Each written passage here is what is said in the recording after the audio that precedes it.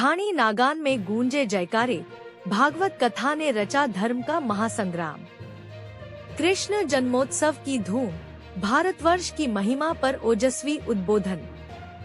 फुलेरा कस्बे के निकटवर्ती ग्राम काचरोदा की ढाणी नागान स्थित शिवालय चौक इन दिनों भक्ति, श्रद्धा और उत्सव का बड़ा केंद्र बना हुआ है। यहाँ चल रही सप्त दिवसीय श्रीमद् भागवत कथा के चौथे दिन ऐसा धर्ममय दृश्य देखने को मिला कि जनमानस स्वतः ही भक्ति भाव में डूब गया। कथा के दौरान भगवान श्री कृष्ण के जन्म का वर्णन होते ही पूरा पांडाल जय श्री कृष्ण के जयघोष से गूंज उठा।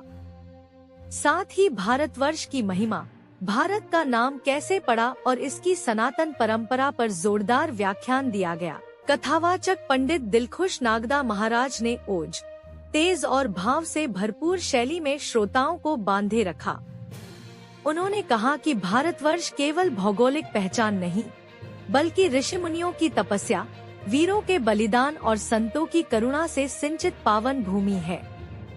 भारत का नाम महापराक्रमी राजा भरत के नाम पर पड़ा, यह बताते हुए उन्होंने भारतीय संस्कृति की जड़ों को बड़े प्रभावी ढंग से प्रस्तुत किया, जिस पर श्रोताओं ने तालियों और जयकारों से समर्थन जताया।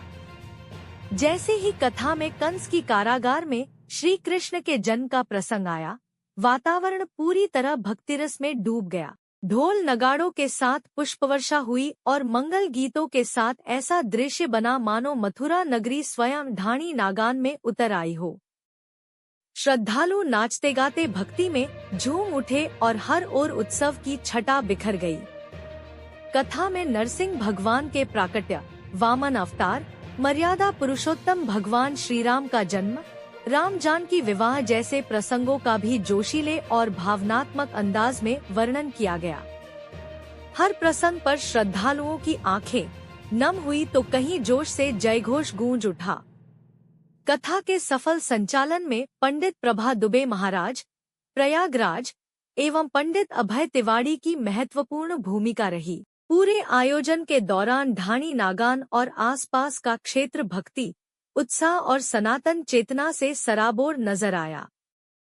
देखते रहिए आपका अपना न्यूज चैनल ढूंढाड़ी आवाज, आपकी आवाज सप्ताह में। और उसी वक्त राजा बलि ने कहा कि जाओ ये मेरा देश पड़ा, कहीं से भी नाप लो, कहीं से भी नाप लो।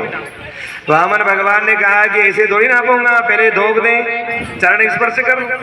जैसे ही राजा बलि वामन भगवान को प्रणाम करने लगा, इतने में भगवान ने विराट रूप धारण कर लिया। बोले वामन भगवान की।